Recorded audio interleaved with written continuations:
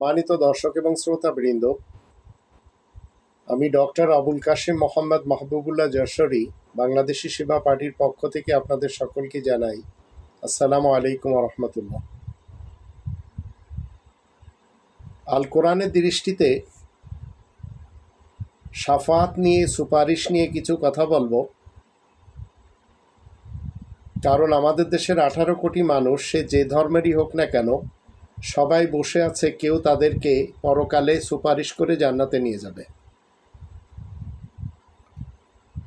কোরআন study করলে আমরা দেখতে পাই রবের বিশেষ বার্তাবাহক রাসূল নিজেও জানেন না পরকালে তার সাথে কি ব্যবহার করা হবে, অথচ এই সুপারিশের এবং শাফাতের নামে গাঁজাখুরি গল্পে ভরপুর আমাদের বাংলাদেশ।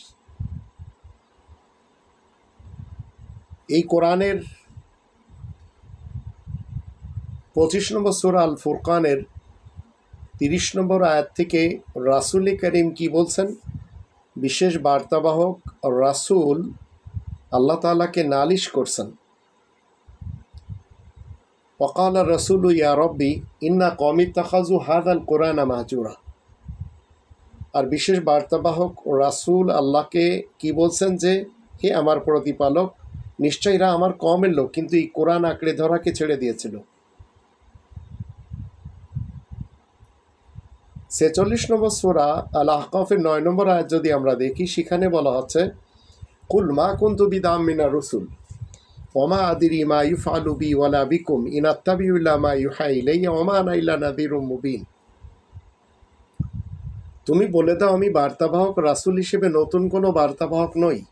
আমি জানি না আমার সাথে কি ব্যবহার করা হবে, আর আমি এও জানি না তোমাদের সাথে কি ব্যবহার করা হবে। আমি বরঞ্চ সেই ওহী মেনে চলি যা আমার দিকে করা হয়, আর আমি স্পষ্ট সতর্ককারী বৈত নই। এই মহাসত্য ধরে যখন আপনি চলবেন, তখন এই কোরআনের পথে হাঁটলে আপনি এমন একজন মানুষ হয়ে যাবেন যে আপনি হবেন নিঃসঙ্গ। সমাজ আপনাকে বিচ্ছিন্ন করবে, বন্ধুদের চোখে আপনি বোঝা হবেন। আর আমার ভাই বোনের মতো আপনাদের যদি ভাই বোন হয়, তো আমার 9 জন ভাই বোন এমন যাদের আমি চিরশত্রু হয়ে দাঁড়িয়েছি। আমি জানি না তারা কেন আমার সাথে শত্রুতা করে চলেছে। আমার বাপের দেওয়া, আমার বাবার ইন্তেকালের পর আমার ছোট ভাই জমাজমি ভাগ বন্টন করে, আমার মা জননী নিজে হাতে লিখে দেয়। সেই পাওয়া জায়গা জমি আমার ভাই বোনেরা লুটে পুটে খাচ্ছে।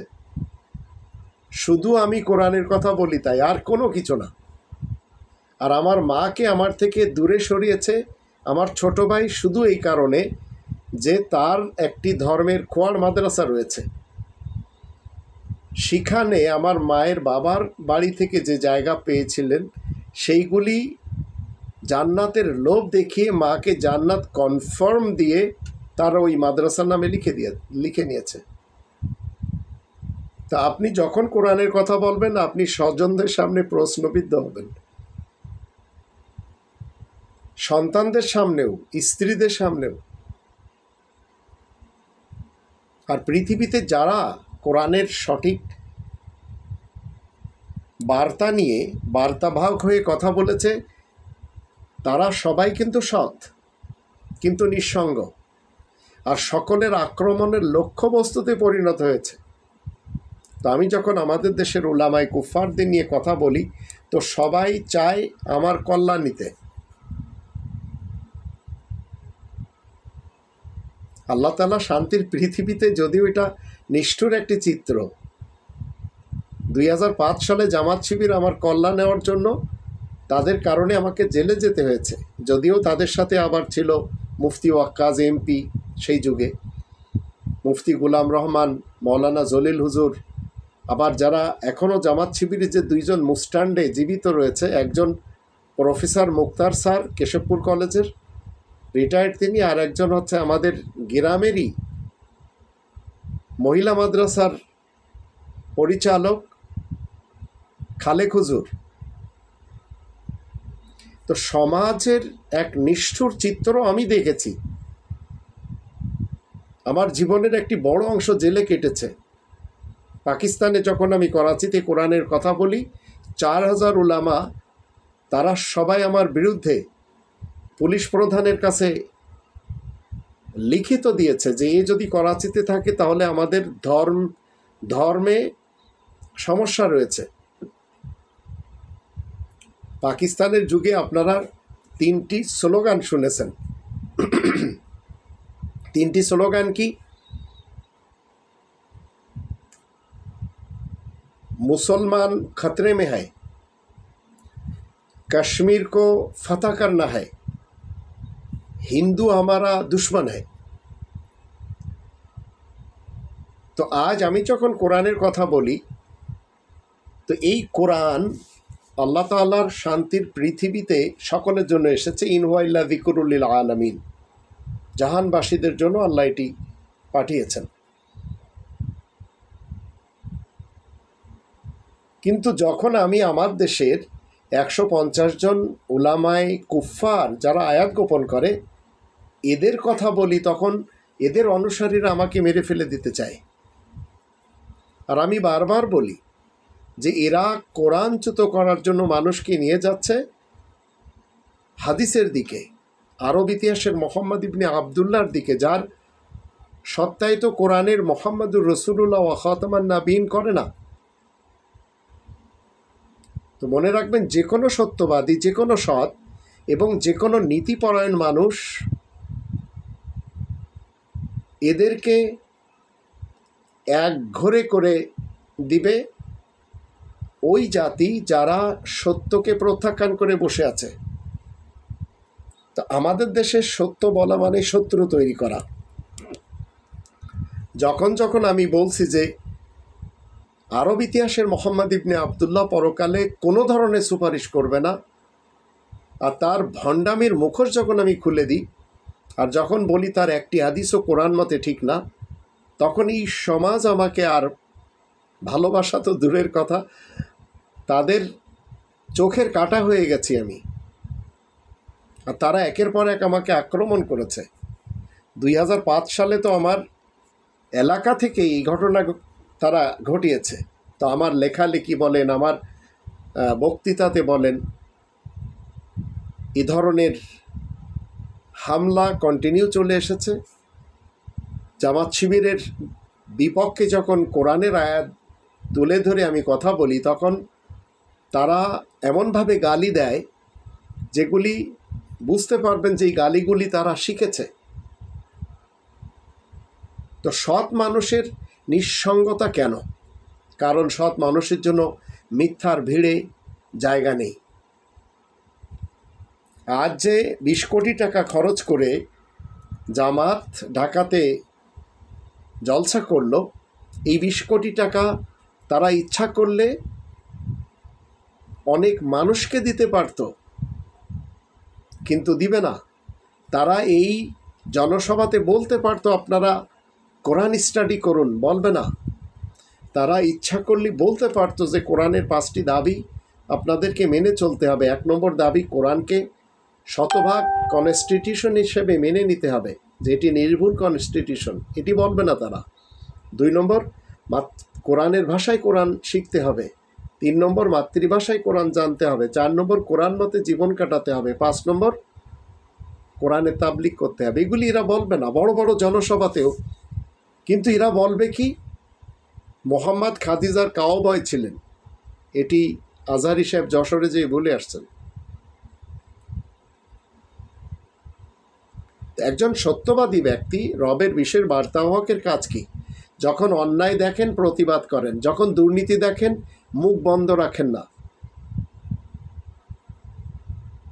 আর যখন তিনি ভালোবাসেন সেটা ভান করে না। আর এসবগুলি মিথ্যেবাদীরা, নেতা নেত্রী এবং কর্মীরা যারা গণতন্ত্র, রাজতন্ত্র, সমাজতন্ত্র এবং মূল্যতন্ত্র বা স্বৈরশাসন মানে এরা সহ্য করতে পারে না। আর এই লোকদের, এই ভণ্ড সমাজে সৎ মানুষের অস্তিত্ব হয়ে ওঠে এমন যে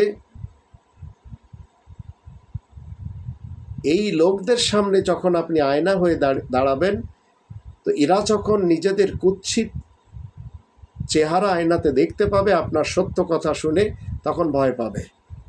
আর এটি আমাদের দেশের বাস্তবতা। তাই সবাই বসে আছে মরার পরে এই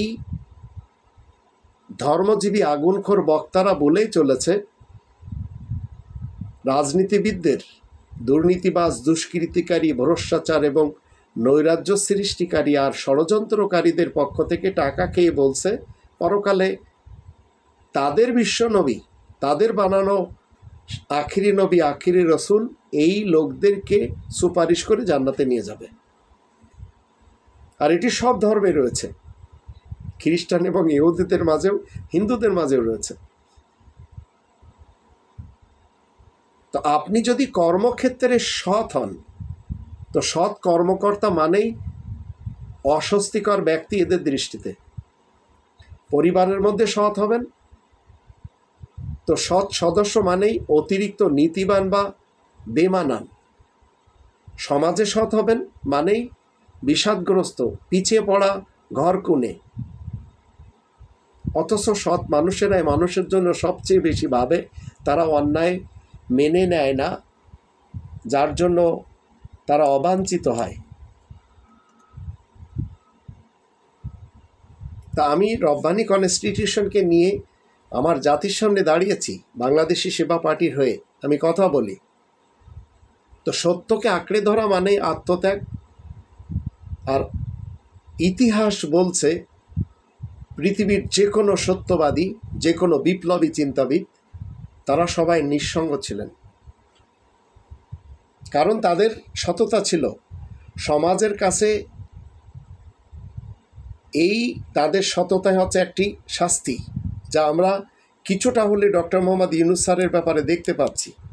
আর আমি বারবার আপনাদেরকে বলি, তার ওই অংশকে আমি কোনোভাবেও পছন্দ করি না, যে অংশ কোরআনের উপরে হাত ওঠায়। তো যখন আপনি সৎ হবেন, তো অসৎরা কি করবে, তাদের আক্রমণের লক্ষ্য বানানো হবে বারবার। তো মনে রাখতে হবে, যখন আপনি 50 নম্বর সূরা কফের 45 নম্বর আয়াতকে মানবেন, আল্লাহ বলছেন নাহনু আ'লামু বিমা ইয়াকুলুন ওয়া মা আনতা আলাইহিম বিজাব্বার ফাযাক্কির বিল কুরআনি মান ইয়াখাফু ওয়াঈদ। আমি বেশ জানি মানুষেরা যা কিছু বলে চলেছে, তুমি তাদের উপরে কড়াকড়ির কোনো ব্যবস্থা আরোপকারী তো নও। সুতরাং যে আমার শাস্তি থেকে ভয় করে তাকে কোরআনের সাথে উপদেশ দিবে। তো যখন আপনি কোরআন নিয়ে দাঁড়াবেন, তখন আপনাকে নিঃসঙ্গতা করে দেওয়া হতে পারে, এর মানে কিন্তু হার না, এটি মনে রাখতে হবে। বরং এটি কি বোঝাবে, আপনি অন্য সবার চেয়ে আলাদা, সত্যিকারের আলাদা। আর এই আলাদা মানুষগুলো হাতেই, এই মানুষগুলোর হাতেই আল্লাহ তাআলা শান্তির পৃথিবী বদলে দেয়। তা আমি মৃত্যু অবধি বলে যাব, গণতন্ত্র, রাজতন্ত্র, সমাজতন্ত্র, মোল্লাতন্ত্র কখনো রব্বানিতন্ত্রের সামনে শান্তি দিতেই পারে না।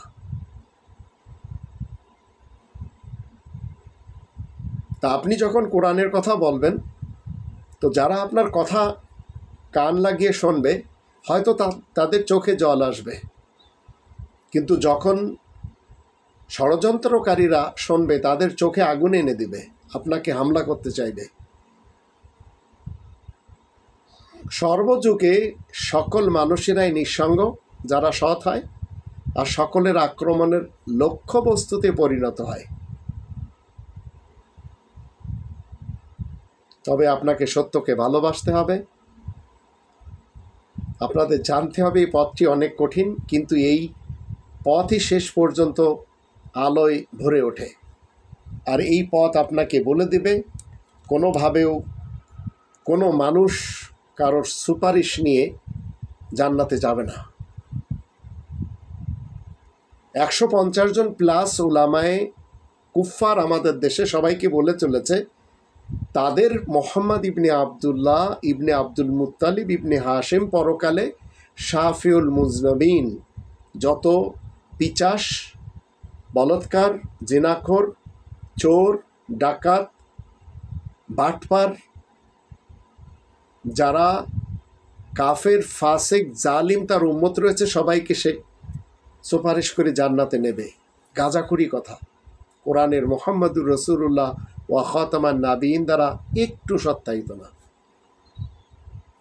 তো আমি যখন হিন্দু মুসলমান সমাজকে বলি যে পৃথিবীর ছায়া চাঁদের উপরে পড়লে চন্দ্রগ্রহণ হয়, এটি তারা শুনবে, দরকার হলে লিখে রাখবে, আবার বারবার পড়বে, আবার প্রশ্নপত্রে আসলে নম্বর পাবে, পাশও করবে।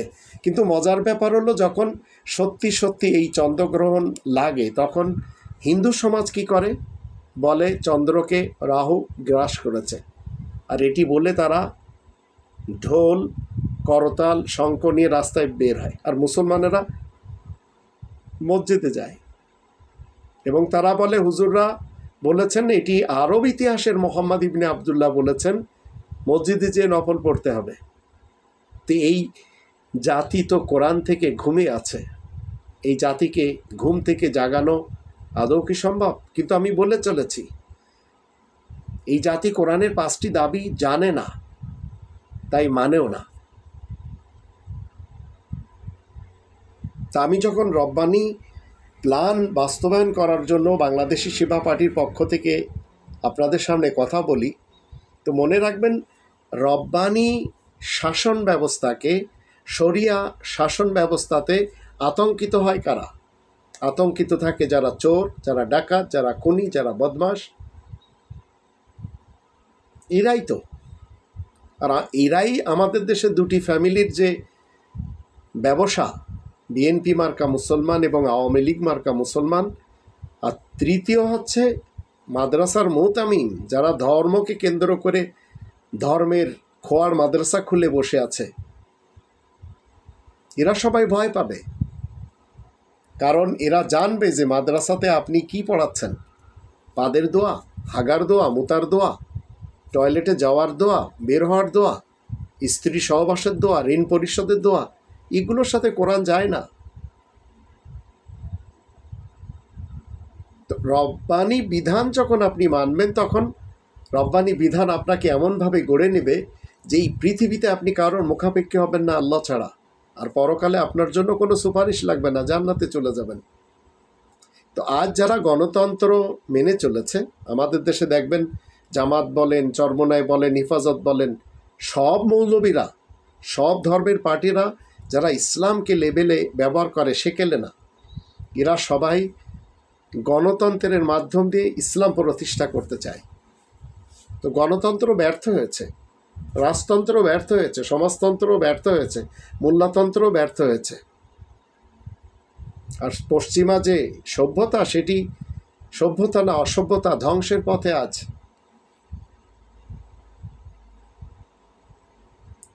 এর কারণ কি জানেন? মানুষের সংকীর্ণ মস্তিষ্ক দ্বারা রচিত গণতন্ত্র, রাজতন্ত্র, সমাজতন্ত্র, মোল্লাতন্ত্র বা স্বৈরতন্ত্র, এগুলি যত এদের মূলমন্ত্র রয়েছে সবই ব্যর্থ, সবই পরাজিত হতে বাধ্য। কারণ কালিমাতুল্লাহি হিয়াল উলিয়া, আল্লাহ তাআলার শব্দই সবসময় সুপার থাকে। তাই একমাত্র দ্বীন ইসলামই পারে সফল এবং বিজয়ী হতে, কেননা তা কোনো মানব মস্তিষ্ক দ্বারা রচিত নয়, বরং তা আগত হচ্ছে আল্লাহ তাআলার পক্ষ থেকে, যিনি মানুষের ভালো মন্দ, কল্যাণ অকল্যাণ, দুর্বলতা এবং সীমাবদ্ধতা সম্পর্কে পুরোপুরি অবগত। তো ইসলামের সামনে দুশ্মনরা বাধার যে বিন্ধ্যাচল হয়েছে এবং দেয়াল দাঁড় করিয়ে দিয়েছে, শুধু সেটা একটু সরিয়ে দেখুন ইসলাম কিভাবে পূর্ণ গতিতে, পূর্ণ শক্তিতে এগিয়ে যাচ্ছে এবং বিজয়ী বেশে এবং জীবনের সকল অঙ্গনে সফলতার স্বাক্ষর রেখে। তাই আপনাকে আমাকে বলতে বাধ্য করবে ইসলাম, দ্বীন ইসলাম জিন্দাবাদ, মানবতন্ত্র মুর্দাবাদ। তা আমাদের দেশের সমাজ নষ্ট করে দিয়েছে দুই শ্রেণীর লোক, এই দুর্নীতিবাজ পলিটিশিয়ান এবং ধর্মজীবী মোল্লা। তো ধর্মজীবী মোল্লা কি বলছে? কথায় কথায় দেখবেন হাদিস বলবে। শাইখ আহমদুল্লাহ বলেন, আবু তহা আদনান বলেন, এরা সবাই এক একজন নাট্যকার, এরা সবাই এক একজন এমনভাবে কথা বলে, যে এমনভাবে নাটক দেখায় যে মানুষ দেখে এরা বিভোর হয়ে যায়। রকেট হুজুর, হেলিকপ্টার হুজুর, কাজী ইব্রাহিমের জিনভূতের কাহিনী, আবার রিসোর্টে ধরা খাওয়ার গলা ফাটা কি বলে আওয়াজ, মানুষকে রাস্তায় এনে দাঁড় করিয়ে দেয়। তো এরা যখন হাদিস বলবে, আপনারা একটু এদেরকে জিজ্ঞেস করুন যে আপনি যে হাদিসটি বললেন কোরআনের ব্যাখ্যা যদি হাদিস হয়, তো কোন আয়াতের ব্যাখ্যায় আপনি বলছেন যে মাথায় টুপি পরতে হবে, মাথায় রুমাল রাখতে হবে, পাগড়ি পরতে হবে, আলখেল্লা পরতে হবে? পারবে না দেখবেন। তখন এদেরকে আপনি বলুন, কোরআনের মোহাম্মদুর রসুল্লাহ ওয়া খাতামান নাবিয়িন দ্বারা সত্যায়িত হলো 7 নম্বর সূরা আল আরাফের 26 নম্বর আয়াত মতে, ইয়া বানি আদম কদ আনজালনা আলাইকুম লিবাসা ইওয়ারি সাওয়াতিকুম ওয়ারিশা ওয়া লিবাসু তাকওয়া যালিকা খায়র। বানি আদমকে আল্লাহ বলছেন যে আমি লিবাস পাঠিয়েছি সতর ঢাকার জন্য। তো মুখ ঢাকা বোরকা কেন পরাচ্ছেন? মুখ কি সতর নাকি? মাথা কেন ঢাকানো হচ্ছে? মাথা কি সতর? আপনি কি টুপির দোকানে যেয়ে বলতে পারবেন যে আমাকে একটা টুপি দেন, আমি সতর ঢাকব? পারবেন না। কিন্তু এই উলামায়ে কুফফারিরা কথায় কথায় হাদিস বলে, এদেরকে ধরুন, এদেরকে জিজ্ঞেস করুন যে আপনি যে কথাগুলি বলছেন কোরআনের কোন আয়াতের ব্যাখ্যায় বলছেন। যারা ইমাম মাহদিকে আনতে চাচ্ছে ওদেরকে জিজ্ঞেস করুন কোরআনের কোন আয়াতের তাফসিরে রয়েছে। কোরআনে তো ইমাম মাহদির কোনো নামও নেই, কোরআনে দাজ্জালের কোনো নামও নেই, কোরআনে ঈসা রাসূল আবার আসবেন সেটিও নেই, কোরআনে কবরে আযাব হবে তাও নেই, মুখ ঢাকা বোরকা পরতে হবে তাও নেই, টুপি পাগড়ি রুমাল আলখেল্লা এগুলি পরতে হবে তাও নেই, এক মুষ্টি দাড়ি রাখতে হবে তাও নেই, কোনো অর্ডার নেই। তাহলে প্রত্যেকেই আমাদের দেশে উলামায়ে কুফফারদের সদস্যরা হাদিস বলছে। তো এদেরকে বলেন যে আপনারা যে হাদিস বলছেন কোরআনের আয়াতের রেফারেন্স থাকতে হবে, যে এই আয়াতের ব্যাখ্যায় এই হাদিস, যাতে দেশের ইসলাম প্রিয় মানুষেরা জানতে পারে যে রবের বার্তাবাহক এবং রবের বিশেষ খবরদাতা কোন আয়াতের রেফারেন্স হিসেবে এই হাদিস বর্ণনা করেছেন। আমাদের দেশের সেনা প্রধান নিয়ে আমি কয়েকটি কথা বলি। উনি এই মুহূর্তে বলছেন যে ভালো মানুষ হতে হবে আমাদের, আর উনি 5 আগস্ট 2024 সালের সকালে দেখিয়ে দিয়েছেন যে একজন ভালো মানুষ। উনি নিতান্তই খারাপ মানুষ হলে কী করতেন? হাসিনার কথা মতে এ দেশের মানুষকে ভুনে দিতেন গুলি করে, 50,000 মানুষকে মেরে ফেলে দিতেন, কিন্তু দেননি। তো জেনারেল ওয়াকারুজ্জামান স্যারকে আমি ধন্যবাদ জানাই যে উনি এখন মুখ থেকে প্রকাশ্যভাবে বলছেন যে আমাদের প্রথমে ভালো মানুষ হতে হবে। আর তাজ হাশমি স্যারকে আমি বলতে চাই, আপনি যেভাবে তার বিরুদ্ধে কথা বলেন মুখে লাগাম দেন। আল্লাহ তাআলা শান্তির পৃথিবীতে 18 নম্বর সূরা আল কাহফের 29 নম্বর আয়াত মতে সবাই স্বাধীনভাবে সবাইকে বাঁচতে দিতে হবে। তাই আল্লাহ বলেন আকুলিল হাক্কু মির রব্বিকুম ফামান শাআ ফালিউমিন ওয়া মান শাআ ফালিয়াকফুর। তুমি বলে দাও তোমাদের রবের কাছ থেকেই তো এই সত্য এসেছে, যার খুশি ঈমান আনবে, যার খুশি সে কুফরি করতে পারবে। এটি তো আল্লাহ তাআলার পক্ষ থেকে, কিন্তু যারা সুপারিশ বিশ্বাসী তারা এটি মানে না। তো সেনাপ্রধান জেনারেল ওয়াকারুজ্জামান স্যার কি বলেছেন? আগে ভালো মানুষ হতে হবে। ভালো মানুষ হতে গেলে আপনাকে কি করতে হবে? 18 নম্বর সূরা আল কাহফের 30 নম্বর আয়াতে বলা হচ্ছে, ইন্নাল্লাযীনা আমানু ওয়া আমিলুস সালিহাত ইন্না লা নুদিউ আজরা মান আহসানা আমালা। নিশ্চয় যারা ঈমান এনে সংশোধনের কাজ করবে, ভালো মানুষগুলি সবসময় সংশোধনের কাজ করে, তা আল্লাহ বলেন নিশ্চয় আমি তাদের পারিশ্রমিক মোটেই বিনষ্ট করব না। যারা কাজ ঠিক মতো করছে। 31 নম্বর আয়াতে বলা আছে, উলাইকা লাহুম জান্নাতু আদনিন তাজরি মিন তাহতিহিমুল আনহার ইউহাল্লাউনা ফিহা মিন আসাওিরা মিন যাহাবিন ওয়া ইয়ালবাসুনা থিয়াবান খুদরাম মিন সুন্দুসিন ওয়া ইস্তাবরাকিম মুত্তাকিনা ফিহা আলাল আরাইক নি'মা সাওয়াবু ওয়া হাসুনাত মুরতাফাকা। এরাই তো সেই দল যাদের জন্য জান্নাত সমূহ চিরস্থায়ী বাসস্থান রূপে রয়েছে, যার নিচের ভাগে নহর দ্বারা বয়ে যাচ্ছে। সেই জান্নাতে তাদেরকে অলঙ্কৃত করা হবে সোনার বলয় দিয়ে, সবুজ কাপড়, আতলাস এবং দিবা জাতীয় সুন্দর মিহিন কাপড় দ্বারা। সেখানে তারা পালঙ্কের উপরে তাকিয়ায় হেলান দিয়ে বসবে। এই যে কত উত্তম পারিশ্রমিক, কত না সুন্দর বিশ্রামের জায়গা। এর জন্য আপনাকে সুপারিশের জন্য যদি বসে থাকেন কোনো লাভ হবে না। আপনাকে কাজ করতে হবে, ভালো মানুষ হওয়ার জন্য আপনাকে কাজ করতে হবে। আবার আপনি প্রশ্নপত্র ক্রয় করে বিসিএস ক্যাডার হয়ে বড় বড় অফিসার হয়েছেন, কাজ হবে না। পৃথিবীতে আমরা এমন ব্যক্তিকেও দেখেছি নবম শ্রেণী ফেল করা, পেট্রোল পাম্পে কাজ করত, ভারতের একজন বিশেষ ব্যক্তি। তার ভিতরে তারপরে এমন একটি কোম্পানি তৈরি করে, এমন একটি সাম্রাজ্য গড়ে তোলে যার মূল্য সারা বিশ্বে 4.5 লক্ষ কোটি টাকা। তো একজন নবম শ্রেণীর ফেল করা ব্যক্তি 4.5 লক্ষ কোটি টাকা মূল্যের একটি সাম্রাজ্য গড়ে তুলেছিলেন এবং চলেও গেছেন। তার মানে কি? তিনি কি কারো সুপারিশের জন্য বসেছিলেন? তিনি কি কোনো ডিগ্রির জন্য অপেক্ষা করেছিলেন? তার মানে হচ্ছে যোগ্যতার সাথে ডিগ্রির কোনো সম্পর্ক নেই। আর আমাদের দেশে যারা ডিগ্রি শেখায়, যারা ডিগ্রিধারী বানায়, যে সমস্ত প্রফেসররা, এদেরই একটি অংশের কারণে আবরার শহীদ হয়েছে।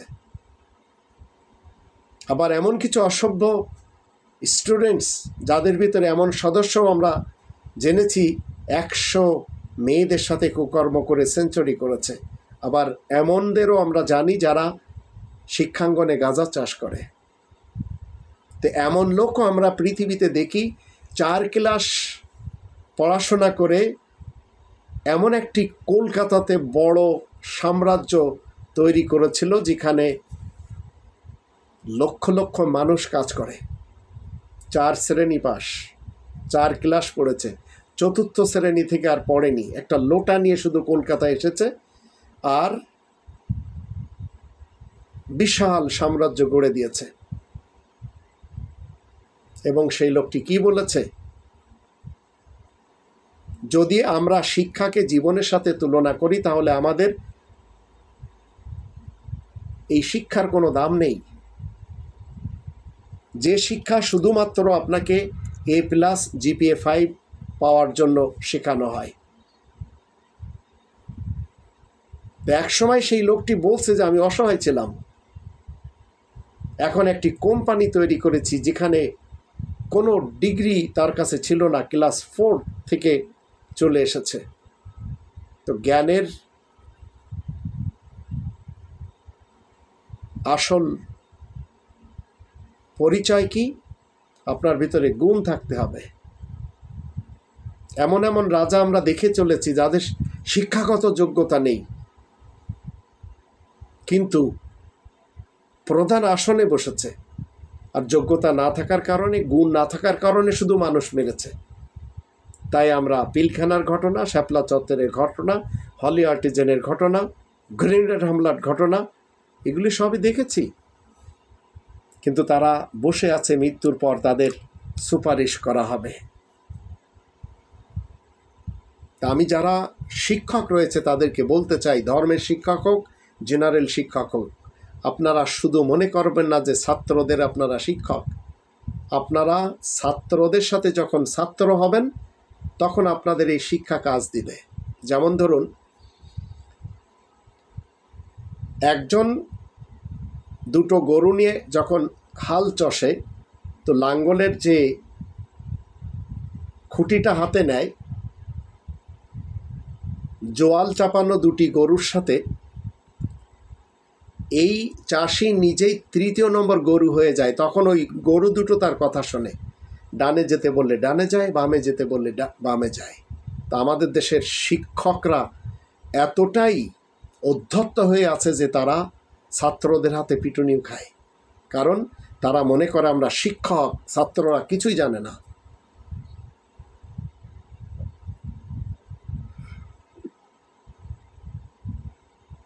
তো আপনাকে আমাকে আল্লাহ তাআলা শান্তির পৃথিবীতে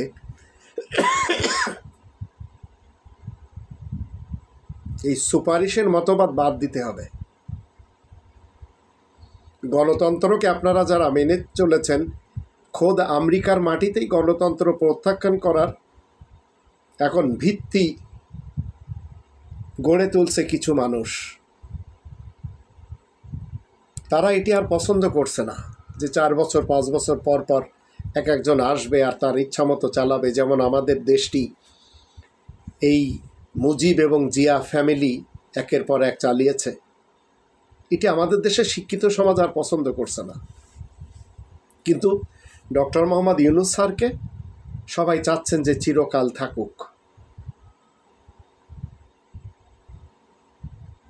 গণতন্ত্র মানব জাতিকে একেবারে ধ্বংসের কিনারায় দাঁড় করিয়ে দিয়েছে। আর এই মোল্লাতন্ত্র, এরা তো সুপারিশের মতবাদ শিখাতে শিখাতে একেবারে শেষ হয়ে গেছে। যদিও ইরানে এটি অকার্যকর। ইরান এ ধরনের রাজনৈতিক ব্যবস্থা গড়ে তুলতে সক্ষম হয়েছে। ইরানের প্রেসিডেন্ট একজন সিও মাত্র, আবার আহমাদিনেজাদের ব্যাপারে আমরা সবাই জানি, তাকে আবার সবাই পছন্দ করে। কিন্তু আমাদের দেশের গোপালগঞ্জবাসীদেরকে আমি বলবো, আপনারা সুপারিশের মতবাদ একপাশে রাখুন। গোপালগঞ্জ যদি আমার জেলার সাথে থাকতো, মানে বর্ডার এলাকায়, সাতক্ষীরা বা যশোরের মতো সীমান্তে অবস্থান থাকতো, তাহলে তারা নিঃসন্দেহে হাসিনাকে রাষ্ট্রপ্রধান বানিয়ে স্বাধীনতা ঘোষণা করত এবং ভারতের সাথে চলে যেত। আল্লাহ তাআলার মেহেরবানি যে গোপালগঞ্জ বাংলাদেশের কোনো সীমান্ত জেলা নয়। এবং আপনারা যারা হাসিনাকে গোপালগঞ্জের নাগরিক মনে করছেন, আবার মুজিবুর রহমানকে গোপালগঞ্জের নাগরিক মনে করছেন, মনে রাখবেন এরা ফরিদপুর জেলার বাসিন্দা ছিল, গোপালগঞ্জ না। আর যখন এরা জন্ম নেয় তখন গোপালগঞ্জ মহকুমা ছিল। শেখ মুজিব এই একইভাবে ফরিদপুর জেলার বাসিন্দা। তো আপনারা ভারতের সুপারিশ কেন চাচ্ছেন? সুপারিশের এই মতবাদ আপনাদের মগজধুলাই করেছে ভারতের গোয়েন্দা সংস্থা র। আমি একসময় রয়ের ওয়েবসাইট দেখছিলাম, তারা যত কাজ গোপালগঞ্জে করেছে, যত টাকা নষ্ট করেছে, অন্য কোনো জেলার সাথে করেনি। যদিও আরও কিছু জেলার ব্যাপারে পড়েছিলাম।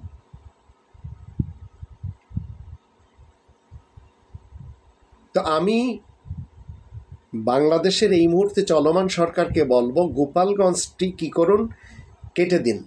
এই গোপালগঞ্জকে তার চারিপাশের জেলার সাথে সম্পৃক্ত করুন। আর এই টুঙ্গিপাড়াকে আমার যশোরের সাথে জুড়ে দিন। এটি আমি গ্রহণ করতে চাই, যেন শেখ হাসিনা এবং এই টুঙ্গিপাড়ার লোকেরা তারা জেলা যশোর লিখতে পারে। এই মুহূর্তে শেখ হাসিনা অনেক অসুস্থ, চেহারাও বিভৎস হয়ে গেছে, তার বেঁচে থাকার সম্ভাবনা দ্রুত শেষ হয়ে যাবে। তো কোটালীপাড়া যেন কোনোভাবেও অন্য কোনো দিকে না যায়, যশোরের সাথে সংযুক্ত করে দিন। যদিও সেটা হয়তো সম্ভব হবে না, কিন্তু নড়াইলের সাথে দিন।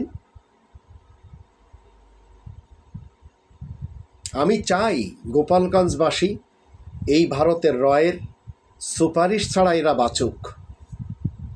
আমি চাই এই গোপালগঞ্জবাসীকে কোরআনের সুশিক্ষায় শিক্ষিত করে এদের সকলের হাতে ফুলের তোড়া দিতে চাই। গণতন্ত্র এদেশে কখনো কিছু দেয়নি, ভারতেও দেয়নি, যেসব দেশে রয়েছে সেসব দেশে কিছুই দেয়নি। গণতন্ত্র শিক্ষা দেয় ক্ষমতায় গেলেই কেবল সরকারিভাবে কাজ করতে হয়, সবাই মিলে সবসময় নিজেদের কাজ নিজেরা করার শিক্ষা গণতন্ত্রে নেই। জামাতের নেতা ক্ষমতায় গেলে বলতে চাচ্ছে দেশের খাদেম হবে, এখন হবে না। এই মন মানসিকতা নিয়ে যদি একটি দেশ চালানো হয়, তাহলে চিন্তা করুন সে দেশ কোথায় যেই ঠেকবে। গণতন্ত্র মানে একটা সংখ্যাগরিষ্ঠ শ্রেণীর মতো সবাইকে নিয়ে কাজ করার ধারণা, কিন্তু গণতন্ত্র দেয় না।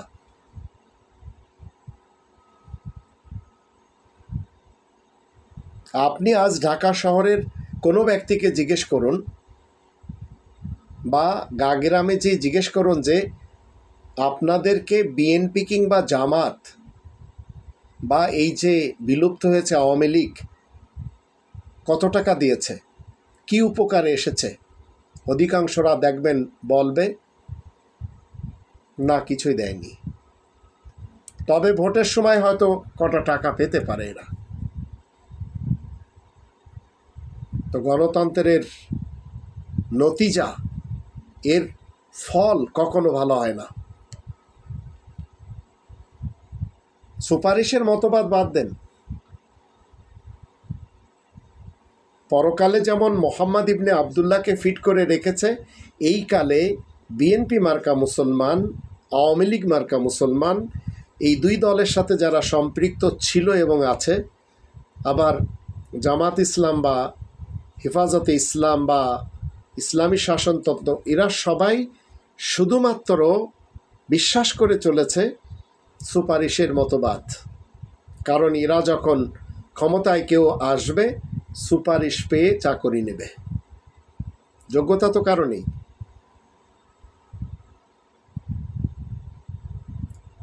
আপনারা দেখলেন কিছুদিন পূর্বে ইরানে মোসাদের গোয়েন্দারা কিভাবে কাজ করতে যেয়ে ধরা খেয়েছে, অনেকে তো হিজাব পরেছে। তো বাংলাদেশের অভ্যন্তরে যে কোনো অস্ত্র বা ড্রোন কারখানা গড়ে তোলেনি, সেটি এখন আর বিশ্বাস করা যাচ্ছে না। আর এটি যদি করে, গোপালগঞ্জের কোথাও করবে। দেশের অভ্যন্তরে এরা যে বিশেষ কমান্ডো বাহিনী গড়ে তুলেছে, সেটিও আমাদের বিশ্বাস করতে হবে। আর সেটিও হবে এই গোপালগঞ্জের কোথাও। এরা সুপারিশের মতবাদে বিশ্বাসী সমগ্র বাংলাদেশের মানুষের মতো, কিন্তু এরা একটু বেশি। এরা আওয়ামী লীগের প্রতি সহানুভূতিশীল।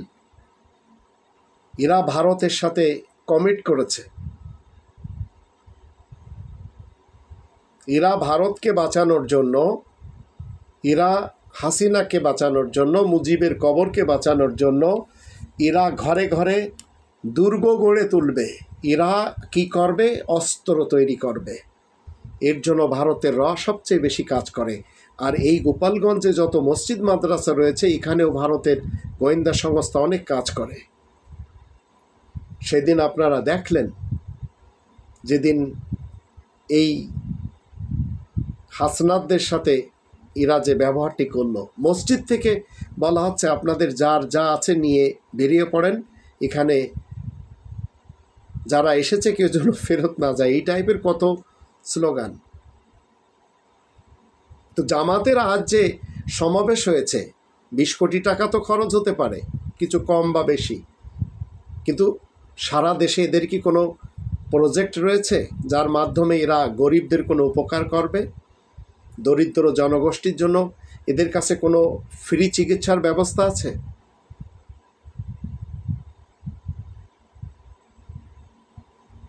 নেই। এর কারণ কি? ইবনে সিনার যে চিকিৎসা বিজনেস মার খেয়ে যাবে। ইবনে সিনা গ্রুপের ইনকাম ভয়াবহভাবে কমে যাবে। আবার অনেকে যে বলেন যে এরা ক্ষমতায় গেলে শুধু এদের লোকদেরকেই চাকরি দিবে। মনে রাখবেন, সুপারিশের মতবাদ একপাশে রেখে মানবতার মতবাদে আসুন। সেনা প্রধান যে কথা বলেছেন, জেনারেল ওয়াকারুজ্জামান স্যার ভালো মানুষ হন। আর এই কথা আমি জম্মু কাশ্মীরের লোকদেরকেও বলি। আমেরিকা কখনোই জম্মু এবং কাশ্মীরের সমস্যার সমাধান চায় না, আমাদের দেশেরও চায় না। কারণ কি? তারা বিশ্বাস করে যে আমেরিকা একদিন জম্মু এবং কাশ্মীরের সাহায্য নিয়ে শত্রুদের সাথে মোকাবেলা করবে। আমেরিকা যদি চায়নার সাথে লড়াই করে, তাহলে তাদের ঘাঁটি হবে জম্মু কাশ্মীর। সেখান থেকে তারা ওড়বে চায়নাকে মারার জন্য। তার জন্য কখনো এই কাশ্মীর স্বাধীন হবে না, আর কাশ্মীর সবসময় ডিসপিউটেড হিসেবে থাকবে। তদ্রূপ বাংলাদেশ ভারতের একটি কলোনি হয়ে থাকবে। যদিও প্রফেসর গোলাম আজম স্যার তিনি কিন্তু বলে গেছেন যে ওই সময় কেন তিনি এই ভারতের পক্ষ নেননি। ওনার কথাগুলি যদি আপনারা শিক্ষিত হন কখনো শুনে দেখুন, ইউটিউবের বিভিন্ন জায়গায় রয়েছে। তো কাশ্মীর এইভাবেই ডিসপিউটেড। থাকে কারা? মুসলমানেরা। বাংলাদেশে থাকে কারা? মুসলমানেরা। বাংলাদেশ এইভাবে আস্তে আস্তে মোড়লদের হাতে চলে যাবে। ডক্টর মোহাম্মদ ইউনূস স্যারের কোনো শক্তি নেই সেখান থেকে বাঁচানোর। আর ভারতবর্ষ এমন একটি অলৌকিক দেশ বানানো হয়েছে মৌলবীদের দ্বারা। আমি আপনার একটি ছোট্ট ঘটনা বললে বুঝবেন। এই যারা আপনারা সুপারিশের মতবাদ নিয়ে জীবন কাটাচ্ছেন, মহাকুম্ভে একটি জায়গা রয়েছে ইলাহাবাদের পাশে, সেখানে একটি খানকাতে লেখা আপনারা 150 বছর বয়সী বাবার দর্শন করুন, মাত্র 10 টাকায়, মানে 10 রুপিয়া।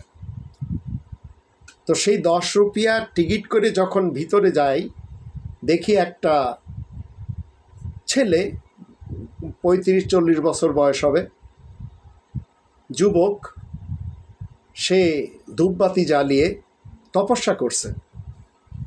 তো চমৎকার বিষয় কি জানেন? যখন আমি তার যে পোষ্য যারা ছিল অ্যাম্বাসিডার, এই অ্যাম্বাসিডার দিয়ে একটি পরিবেশ তৈরি করেছে, কেউ যদি কোনো কথা বলে তোমরা উত্তর দেবে। তা আমি মেরুন পোশাক পরে ঘুরে বেড়াচ্ছে একটি ছেলেকে ডাকলাম, জিজ্ঞেস করলাম যে ভাই আপনি কি মনে করেন যে এর বয়স 350 বছর কিংবা 150 বছর? মানে এমনভাবে সেখানে 150 থেকে 350 লেখা যে আপনি ধরতে পারবেন না। তো সে বলছে হ্যাঁ, শতভাগই সত্য। তা আমি বললাম তোমার এই দাবি কিভাবে সত্য হতে পারে? সে বলল আমি তো 400 বছর ধরে তাকে দেখছি। তো ধর্মের বাটপার যারা আপনাদেরকে সুপারিশের মতবাদ শিক্ষা দিচ্ছে, মনে রাখবেন এই ধরনের বাটপারি করে খাচ্ছে। আপনি যখন কথা বলবেন তখন আপনাকে আর ওই এলাকাতে থাকতে দেবে না। তা আমি সবসময় কি বলি যে আপনারা আপনাদের ঘরে এই সন্দেশ পাঠ করুন, এর 5টি দাবি মেনে এটি যখন শিখবেন তখন কোনোভাবেও আপনাকে মূর্খ রাখবে না, কারণ এই গ্রন্থ আপনাকে সুশিক্ষায় শিক্ষিত করবে। তো আমাদের দেশের যত শাসক এ যাবৎ এসেছে, আগামীতেও যত আসবে, হয়তো কেউ চীনপন্থী, কেউ ভারতপন্থী, কেউ আমেরিকাপন্থী, কিন্তু এরা আপনাকে আমাকে কি করবে জানেন? জাতিকে অন্ধকারের ভিতরে রাখবে।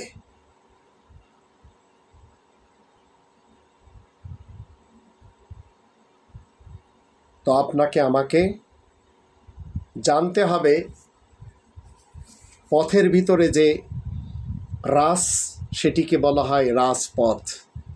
হাঁসের মধ্যে যে রাজ, তাকে বলা হয় রাজহাঁস। মিস্ত্রিদের মধ্যে যে রাজ, তাকে বলা হয় রাজমিস্ত্রি। আপনার কাছে কোরআনের জ্ঞান থাকলে আপনি সকল রাজাদের যিনি রাজা, তিনি হলেন মহারাজা। সেই রাজনীতি যদি আপনারা করতে চান, বাংলাদেশি সেবা পার্টিকে কোনো না কোনোভাবে জানতে হবে। একমাত্র একটি এমন পার্টি আমাদের এই দেশে যারা চায়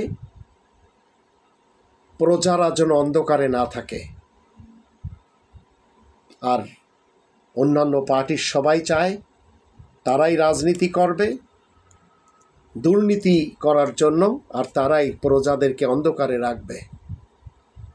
আর আমি আপনাদেরকে প্রতিশ্রুতি দিচ্ছি, বারাক হোসেন ওবামার মতো তিনি যখন রাষ্ট্রপতি হন, দুর্দান্ত একটি কাজ করে গেছেন, যেটি আমেরিকার ইতিহাসে আর কেউ করতে পারবে না, কখনো করতে পারেওনি।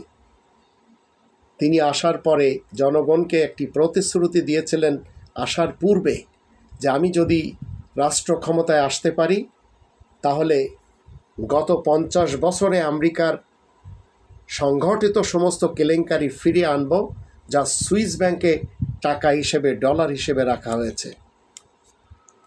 তো আমি আপনাদের সকলকে বলতে চাই, বারাক হোসেন ওবামা যখন জিতেন, জয়লাভের সাথে সাথে তিনি একটি আইন তৈরি করেন এবং তিনি বলেন সুইস ব্যাংকে যত টাকা রয়েছে আমেরিকানদের, তা প্রায় 470 বিলিয়ন ডলার সেখানে রয়েছে। এটি হচ্ছে আমেরিকার জাতীয় সম্পত্তি।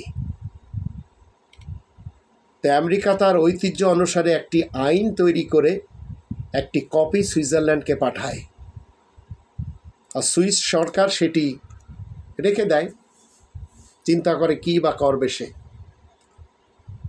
তো কিছুদিন এই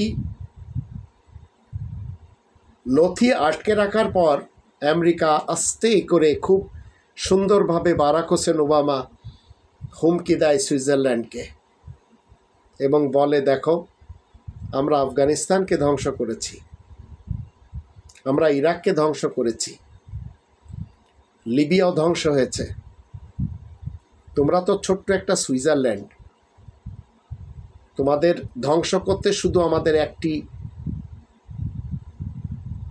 অস্ত্র পাঠালেই হবে।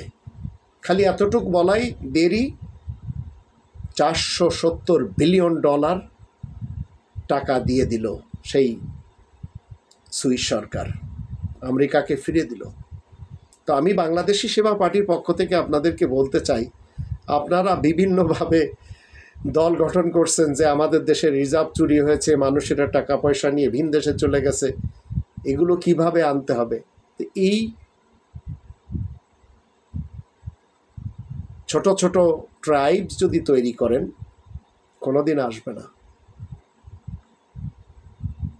আর আমি আপনাদের সকলকে কথা দিচ্ছি, সুযোগ পেলে 1971 যে বিলিয়ন ডলারের জিনিস ভারত আমাদের কাছ থেকে নিয়ে গেছে, সেগুলি ফেরত আনা সম্ভব। কেন সম্ভব না? কিন্তু সুপারিশের মতবাদ নিয়ে আপনারা যারা বসে আছেন, আপনাদেরকে আমি 2 নম্বর সূরা আল বাকারার 255 নম্বর আয়াত, যাকে আমরা আয়াতুল কুরসি বলি, এইটি বলে আমি এই লেকচার শেষ করব। আসুন আমরা একটু জেনে নিই আল্লাহ কি বলছেন।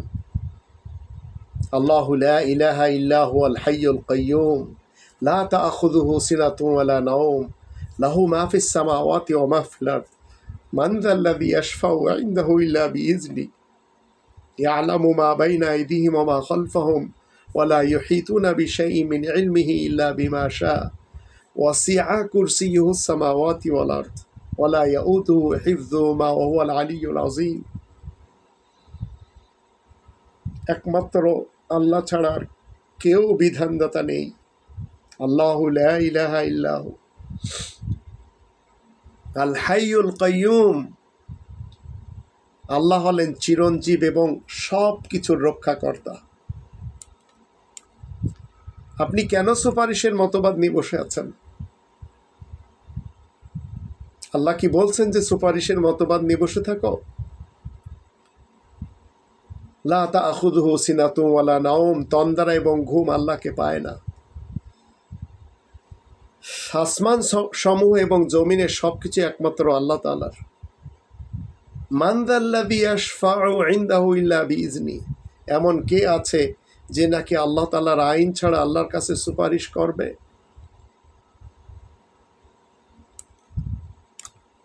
রাসূল করিম কি বলেছেন?